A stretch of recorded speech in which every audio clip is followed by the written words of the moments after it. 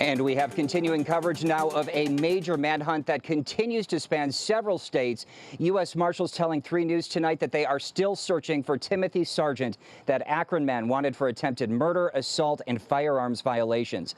Now, he is suspected of attempted murders in Ohio and Indiana and is a person of interest in a West Virginia murder. Police believe a 20-year-old woman, Savannah Emick, may be with him and possibly in danger. Investigators are looking for a silver 2000 Chevy pickup with Indiana plates.